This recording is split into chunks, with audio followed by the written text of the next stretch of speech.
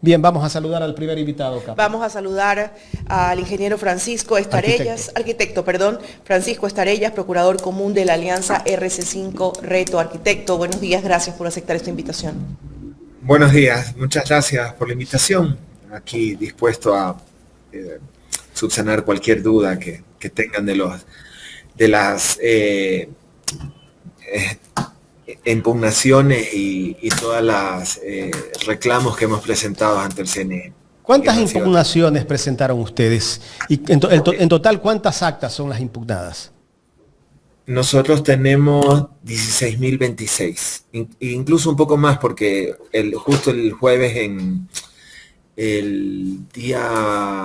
sábado en la noche, perdón, porque a veces ya son tantos días que hemos estado en esto que se me confunde, presentamos un poco más, pero son más de 16.000 actas. Unas 13.095 presentamos en digitales y un poco más de 3.000 actas presentamos en físico. O sea, alguien nos decía de algún medio que si habíamos presentado que por qué en tanda, porque se van descubriendo y vamos viendo que el CNE no hace caso incluso a actas que en anteriores procesos les dieron paso con las mismas inconsistencias, con el mismo tipo de inconsistencia, cumpliendo que tienen más de 3 votos de inconsistencia en cada acta. Hay un acta en Dallas que hay 41 papeletas menos, se evidencia eso, y esa no la presentamos, eso no se presentó solo ante los vocales del CNE, sino que se presentó en la Junta de la Circunscripción del Exterior de Estados Unidos y Canadá. Y incluso no me querían recibir el reclamo porque decían que yo no lo podía hacer, que tenía que ser a quien habíamos delegado.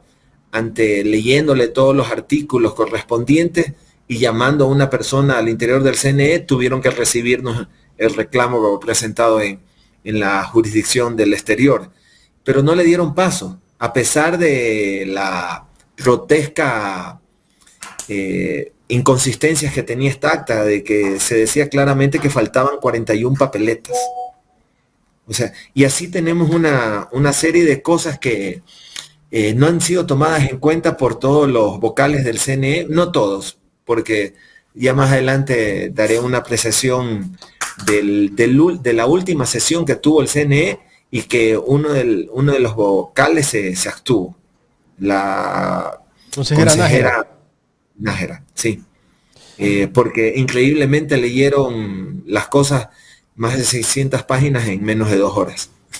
O sea, tenés que leerlas en 2 horas. Arquitecto, de esas más de 16.000 actas, ¿cuántas ha revisado el CNE?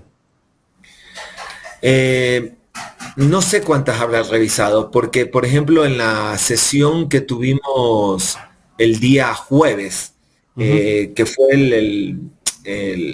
la lectura de los resultados, y estaba conformada la junta con los vocales y todo, y en un informe verbal, la jurídica de apellido Guzmán desestimó nuestras actas porque estas no iban a cambiar el resultado electoral. Si no abrimos ninguna junta, ¿cómo podemos probar las alteraciones? O sea, ¿qué es lo que se ha demostrado aquí? Por más que tenemos la razón, según para nosotros son muchos más actas que tienen inconsistencias. Ellos dicen que tratan de disminuir mediante un relato. Por ejemplo, dicen solo 14 actas en uno de los tantos reclamos que se presentó. Eso noté ayer en el reportaje que hacía Ecoavisa. Casi que un poco más ellos han revisado y ustedes no han presentado ninguna prueba. No, hemos presentado la prueba, incluso de las que ellas admiten como que hay inconsistencias, de que no hay inconsistencias numéricas, que hay alteraciones de las firmas, que faltan firmas, que esto no va a alterar el resultado y entonces por lo tanto no damos paso. Ese ha sido el argumento de la parte jurídica, cuando aquí lo que se está pidiendo es una auditoría al sistema, a los procesos, Por ejemplo, me gustaría hacer referencia al proceso esto de las actas de las papeletas que se manchan. Por ejemplo, ¿cómo no van a tomar en cuenta con tantos años y que están pasados del periodo que les corresponde y que tienen mucha gente de experiencia, de que compran bolígrafos de punta redonda, donde se mancha un poco a lo que uno consigna el voto? Entonces alguien la dobla y se pasa, ¿ya? Cuando se debe comprar de punta fina. O sea, tratan de disminuir el relato diciendo como que eso se resuelve. Y ese señalamiento del bolígrafo no lo hicieron ustedes, lo hizo la lo OEA, hizo ¿verdad? La OEA, que después en otro informe, y hay que ver que los informes, el CNE pide un formato, incluso a los observadores nacionales e internacionales. Hay observadores nacionales que no han hecho caso y han puesto las cosas que ellos han pensado. Y hablando con uno de ellos, que me guardo el nombre por reserva, él me decía, nosotros no podemos ver todas las juntas, no podemos estar todas las juntas. ¿Cómo vamos a saber el criterio que tienen unos para cuando doblan la papeleta, si consignan el voto a favor de un candidato o si lo anulan? Si no hay un proceso, eso es lo que yo estoy diciendo, de que no se han respetado los debidos procesos. Y por Dios, o sea, con la experiencia que tiene, entre comillas, el CNE, ¿cómo cometen esos errores de hacer una compra masiva de plumas de punta redonda, que saben que bota más tinta, que eso es normalmente para alguien que está escribiendo mucho, no para cuando se va a ir a firmar o simplemente hacer un rayón? O sea, ¿cómo pueden cometer ese error? ¿O es que son factores distractores para no pedir una auditoría en pleno? Porque el CNE no se ha modernizado. Estas personas que están ahí tienen tanto tiempo, se han pasado de su periodo y no han modernizado los sistemas. El ingeniero Pita habla de, ahí está el blockchain y que tiene las seguridades del caso. No, es vulnerable. Entonces, ¿y eso quién lo puede determinar? No lo puede determinar un relato mío, un relato de alguien más, sino que lo tiene que hacer una auditoría. Se debe hacer una auditoría al sistema, al proceso, más allá de las actas que se puedan presentar. Arquitecto, ayer conversábamos con Hugo Godoy, una persona que ha investigado este tema de los resultados, y él me dice que el padrón electoral, el Consejo Nacional Electoral no lo ha publicado. ¿Es verdad esto? No lo ha publicado, nosotros lo solicitamos, no ha sido atendida nuestro requisito, lo hemos solicitado insistentemente, no solo el padrón, hemos hecho una serie de solicitudes y que no han sido atendidas. La presidenta del CNE dijo que se iban a despachar todos los petitorios que habíamos hecho, pero no ha sido así. Entonces nosotros estamos guardando todos estos insumos para poder seguir con los reclamos. ¿Y cómo se sabe quiénes votaron durante la primera y segunda vuelta si no hay un padrón? Bueno, es el CNE y en algún momento me dijeron que era una cuestión de confiabilidad, se me enredé de confianza. Sí, así es. Pero ese es un documento que tiene que publicárselo, es público, me imagino yo. Es público. Tiene, o al menos si las agrupaciones políticas lo solicitan, ellos deberían de darlo. Se ha pedido formalmente cada una de las cosas. Incluso pedimos, por ejemplo, que nos den las actas originales que se suben al sistema, porque ellos las que tienen publicadas es ya cuando el acta la desagregan. Ellos tienen un sistema donde separan parte del acta y ahí es donde nosotros decimos y estamos apelando más de las 13.000 actas porque hay una manipulación. Entonces ahí es que debe haber una auditoría al sistema, porque el sistema es vulnerable. Tal como está, es vulnerable. Y si nos ceñimos a los relatos de muchos matemáticos, usted se ha referido, por ejemplo, a Hugo Godoy, yo también me puedo referir a Francisco Rodríguez de la Universidad de Denver, y que hacen un análisis numérico, hacen un análisis de datos, donde cómo es posible que suba el 110% de los votos en disputa el candidato Noboa. Ya, entonces yo le sigo diciendo candidato porque no puedo reconocer unos resultados cuando hay claros indicios de que se ha violentado el debido proceso electoral. Entonces no podemos reconocerlo. Y es urgente, por el bien de la democracia del país, que se deba de hacer una auditoría al sistema de cómputo, a los procesos que se han dado. Auditoría forense, ¿no? Así es, toda una auditoría para poder determinar cada paso. Hay en los consejos nacionales provinciales, hay puntos ciegos de la custodia de actas. O sea, todo eso se tiene que ver. O sea, y tenemos que hacer esta serie de denuncias, más allá de que no tengan ninguna fe en el CNE, sino que es la manera de... ¿Por qué continuamos? A veces recibimos insultos de ciertos miembros que tienen cuentas en otros países, de que por qué seguimos en esto de aquí, que dejemos gobernar en paz. No, esto lo hacemos porque va más allá de esta elección.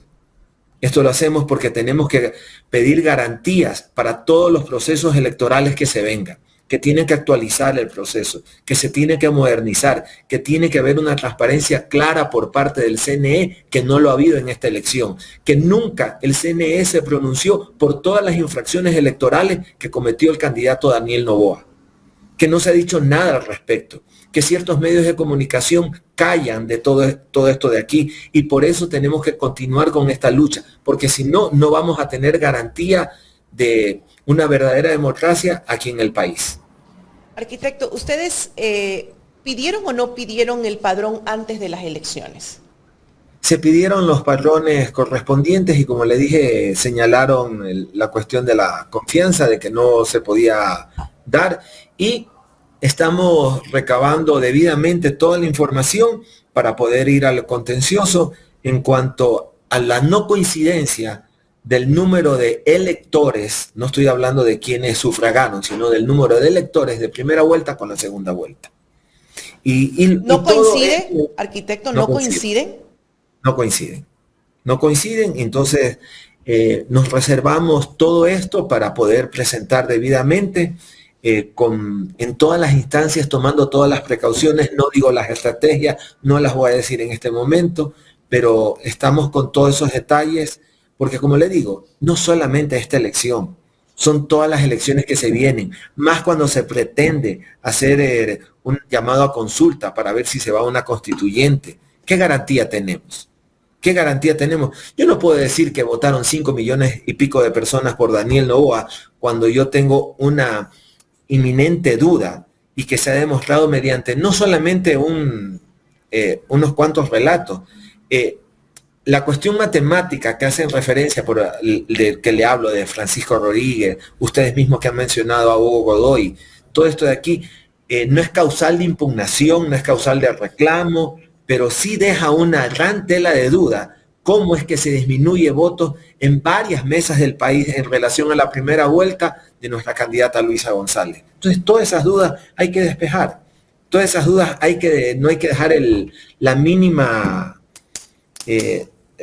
no hay que dejar la más mínima duda. Soy redundante, pero vale la pena, porque es la manera de tener estabilidad en este país, porque no la vamos a tener ante tanta duda, ante tanta polarización, y de la manera tan extraña como lo han hecho ganador y lo han proclamado ganador el CNE al candidato Daniel Noboa. Usted decía, arquitecto, bueno, no tenemos confianza en los organismos nacionales, ¿no? Del CNE pues no quiso admitir, habrá que esperar el Tribunal Contencioso Electoral, pero esta apelación, esta denuncia en torno a los resultados la van a llevar a qué organismos internacionales. ¿Hasta dónde va a llegar esto de aquí? Hay varias instancias, tenemos que ver hacia dónde nomás podemos ir. También todo esto es una cuestión de recursos, pero vamos a hacer todo el esfuerzo posible porque es la única manera que podemos garantizar que a futuro podamos tener verdadera democracia. Porque si no, esto se altera y hay gente que dice, sepan reconocer los resultados. Ya mismo Rafael Correa ha dicho, cuando hemos perdido, hemos reconocido los resultados. Pero esto es grotesco. Que aparezcan en mesas donde bajamos considerablemente los votos y no tengamos un padrón electoral debidamente publicado, no tengamos, antes, si usted se recuerda, cuando era el Tribunal Supremo Electoral, se publicaban los padrones en los periódicos. Y sí, ahora claro, no hay una publicación clara. Yo me acuerdo, y eso desde los años 70 se publicaba incluso donde le tocaba votar a uno. Y ahora salen con el asunto de que no, por los peligros y todo. Los peligros se dan porque no tenemos un desgobierno. Por eso se dan los peligros. El CNE anunció justo días antes de las elecciones que por motivos de las lluvias, por motivos del invierno, habían recintos en los que se iba a cambiar. ¿Este tipo de situaciones consideran ustedes que estaban previstas justamente para este tipo de afectaciones que son las que ustedes denuncian ahora? Mire, no solamente eso, la cuestión del celular. Dice que los otros miembros de mesa no puedan usar el celular para que no se distraigan. O es como porque hubo más de uno que denunció las irregularidades que se cometieron en la primera vuelta. En las redes hay más de un video subido por miembros de juntas electorales de las irregularidades que se estaban cometiendo en la primera vuelta, de la incidencia de ciertos miembros de Fuerzas Armadas. O lo que yo hablo, hay fallas en los procesos, porque incluso una persona se hizo tomar una foto o filmar, se hizo filmar por parte de otra persona y le dan la papeleta comunicándole de que cometió una infracción, por Dios santo. Y así salen una serie de errores. Hay una pregunta, arquitecto, que nos ha llegado mucho a nuestros seguidores y ha sido súper comentada. Y es la fotografía de los candidatos en la papeleta. Primera pregunta que le hago. ¿Esa fotografía la toma el CNE o ustedes la envían? La fotografía que va a las papeletas. No, eso se envía a cada candidato, manda registrado. Entonces, ¿ustedes saben cuál es la foto que enviaron del binomio Luisa González, Diego Borja? Porque sí, la gente cuestiona mucho el hecho de que unas papeletas, el señor Diego Borja salía...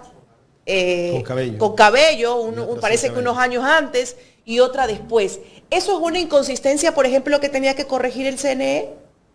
Eso, la manera como nos podemos despejar cualquier duda es abriendo urnas y comparando. ¿Pero entonces, es correcto o no es correcto? Porque es la pregunta no es correcto. Es solo la fotografía que envió el candidato. Es solo esa de ahí. Es esa fotografía la que tienen que estar todas las. ¿Y entonces qué pasa con esas actas? Porque hay gente que nos ha enviado, incluso en el exterior, ¿no? Donde no había este tema de la prohibición, y nos dicen, y a nosotros nos ha llegado, por ejemplo, nos dicen, ¿por qué hay esta inconsistencia? Miren, yo soy muy cuidadoso en las cosas que digo, y por eso es que se deben de abrir urnas para poder comprobar. Porque actualmente, con toda la inteligencia artificial, con todo esto de aquí, uno toma una foto y la puede alterar. ¿Ya? Y eso es lo que yo hablo también del sistema, porque hablan del blockchain, cuando uno escanea el código QR. ¿Ya? Y cuando yo vengo en esa rueda de prensa improvisada que fue el día jueves, yo les digo a los periodistas, teníamos el acta en físico en ese momento, cojan sus teléfonos y cojan el QR y vean las inconsistencias en ese momento. No hubo uno que se atreva a coger el teléfono y ponga el código QR. Y como estaba el técnico ahí, era la mejor manera como le podía explicar. Porque hay cosas que sí son muy técnicas. Por ejemplo, mucho más detalles jurídicos lo va a dar algún abogado electoral con mucho más detalle. Se les dijo que cojan y escaneen el código QR. Nadie lo hizo.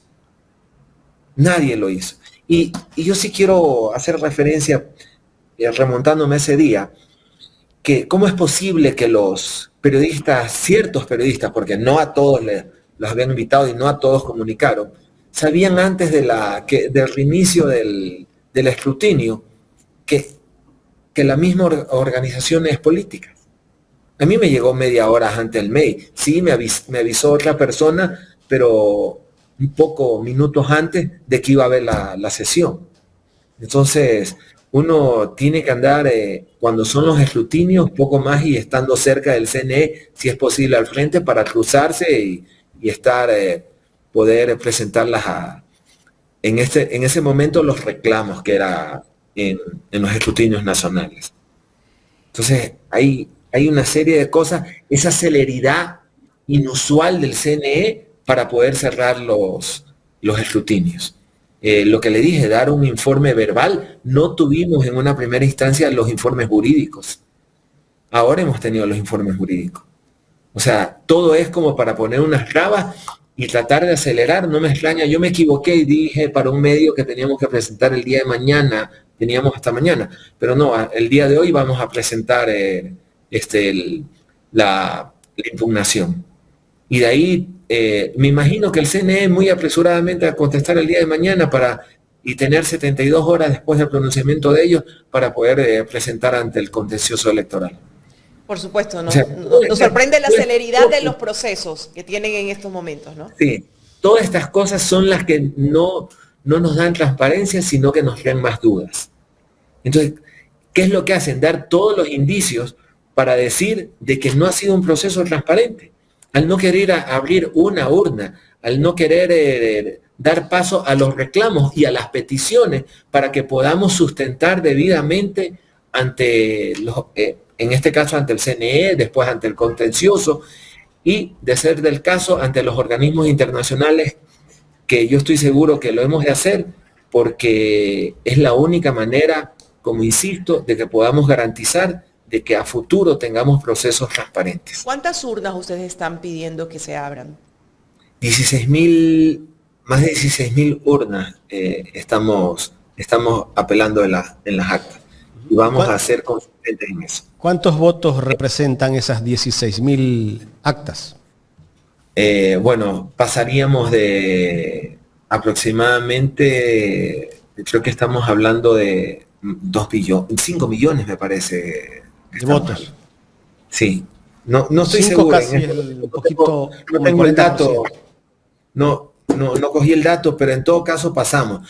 Lo que hace el CNE es que en cada reclamo, por ejemplo, de las 1.875 actas que presentamos primero, dice, no, solo 14 valen, 8 tienen firma de los dos lados, por darle el número en ejemplo, y siempre lo tratan de disminuir, pero por ejemplo no dicen que las firmas que estaban de los dos lados, la una no coincidía con la del otro lado, con la otra carilla.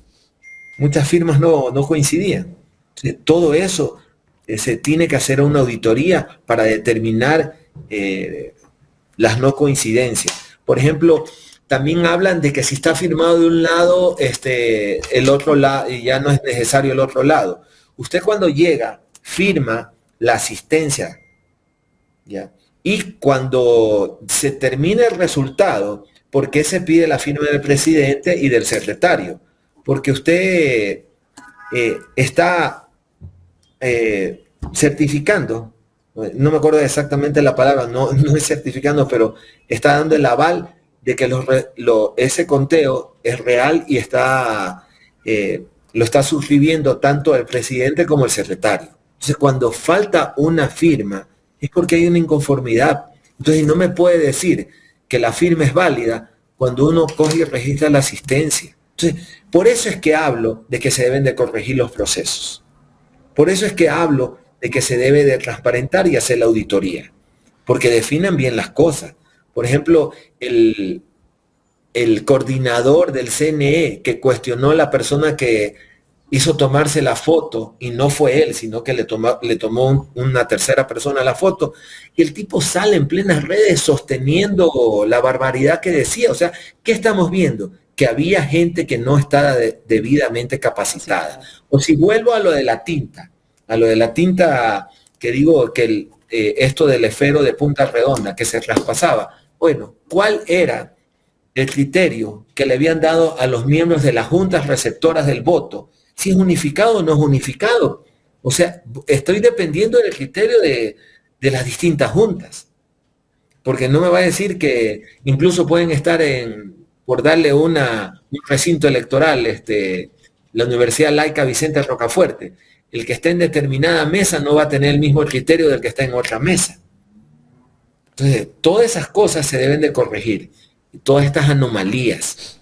y que el CNE en todo este tiempo no lo ha podido corregir. Debemos de modernizar el sistema, debemos de agilitar el sistema, y no porque me diga una palabra en inglés, no sé si la pronuncio bien, blockchain, y que lo veo en el código QR y demostramos que hay alteración, es vulnerable, porque lo diga él de manera ceremoniosa y me diga que solo hemos presentado tales juntas y que ante tal reclamo solo 3 proceden y que no las vamos a abrir porque no altera el voto, eso no es transparencia. Eso es un relato. Y eso es lo que ha venido sosteniendo los vocales del CNE. Y sí acojo lo de la consejera Nájera en cuanto dijo de cómo es posible de que se lea tan rápido unos informes y se proceda a votar. Ante eso, lo que nos deja son una serie de dudas y de que no se está transparentando todo este proceso electoral. Y como dije anteriormente, todas las infracciones electorales que han sido pasadas totalmente por alto. ¿Por qué cree el arquitecto Francisco Estarellas que el CNE no quiere abrir las urnas? No voy a dar un criterio en cuanto a que no quiera, no puedo ponerme a pensar lo que ellos quieren, pero simplemente al no hacer eso, como lo dijo justamente en una entrevista Francisco Rodríguez, lo único que dejan es dudas. Lo único que dejan es dudas. Ellos, algún reportero, me parece que era uno de Coavisa, me insistía que si lo que queríamos era impedir la posesión de Daniel Noboa, y yo les contesté francamente de que no era una cuestión de no dejarlo porque ante la decisión del CNE lo iban a posicionar, sino de poder transparentar y todas las dudas que deje este proceso. Bueno, los medios también están desesperados, ¿no? Entiendo la postura de ellos, ¿no? Defienden a quien está en el poder en este momento. Ellos están también preocupados de que se deje a un lado esta reclamación que están haciendo RC Reto. ¿Y cuánto tiempo, arquitecto, le toma al CNR revisar esas 16.000 actas? ¿Cuánto tiempo le tomaría? Bueno, simplemente lo han desechado mediante un informe jurídico. No, le pregunto, si se revisan esas actas, ¿cuánto tiempo le tomaría la revisión de esas actas? Bueno, ellos lo han hecho en tiempo récord. O sea, o han omitido simplemente diciendo de que no hay manipulación. O sea, ellos dicen que han revisado. No le dicen que han revisado. Ellos se basan en un informe jurídico y al cual en primera instancia no tuvimos acceso. O sea, nosotros... No tiene que ser público, no tiene que ser público eso. Debería ser público y deberían de entregarnos. Por ejemplo, a mi correo de procurador, para poder hacer la objeción, no tuvimos acceso a los informes. Y deberíamos haber tenido acceso a esos informes, precisamente para poder cuestionar. Entonces, los plazos son tan cortos, ¿ya? Y no nos entregan la documentación a tiempo. Y ahí se sostienen en su relato. Por ejemplo, lo que le decía, en los primeros 5 reclamos, que fueron 1875 actas, cogían y disminuían. No, solo 14 tienen inconsistencia y como no cambia el número, no va a cambiar la votación, no es relevante para la votación, no la abrimos. Abran pues más que sea esa, hasta las que ellos mismos reconocen como que están mal. Y vamos a ver qué salta. O sea, porque en primera vuelta, con 21 actas que se objetaron, que se hizo reclamaciones, recuperamos 4.000 votos. Sume pues todo esto. ¿Eso fue la primera vuelta? En la primera vuelta. En Manabí se reclamó, hubo 21 que se abrieron, no nos dieron pasos a otras y se recuperaron cerca de 4.000 votos. O sea, ahí está, o sea, lo que tienen que hacer... la muestra de todo, ¿no? O sea, muchas veces con un muestreo se sale un detonante. Y aquí lo que vemos que hay, han sostenido un relato para no abrir ninguna urna. Y eso lo único que crea es dudas. Ante estas dudas vamos a seguir con todas las instancias correspondientes y para poder llegar a organismos internacionales, más cuando hay análisis matemáticos que demuestran que hay un absurdo comportamiento que no es coherente. Y si revisamos mesas, simplemente donde hemos disminuido votos considerablemente y donde el histórico nos muestra de que han sido mesas favorables para nosotros. Arquitecto, queremos agradecerle por el tiempo que nos ha dispensado para conversar sobre este tema que es importante para los ecuatorianos. Muchísimas gracias y a disposición, incluso si podemos hacer con una parte técnica ya La en vivo. próxima semana, ¿qué le parece? Yo he estado acá en Quito y poder mostrarles lo que yo les decía en cuanto a poder escanear, que no lo hicieron ciertos medios. Y en ese momento estaba todo improvisado porque nosotros estábamos yendo a reclamar a Secretaría, nos improvisaron una rueda de prensa, salimos y vimos a ciertos medios que estaban ahí y pudimos las declaraciones correspondientes para poder despejar las dudas que ellos tenían acerca de nuestras reclamaciones en ese momento. Muchísimas gracias. Encantado. A ustedes. Muchas gracias. El arquitecto Francisco Estarellas, procurador común de la Alianza RC5 Reto.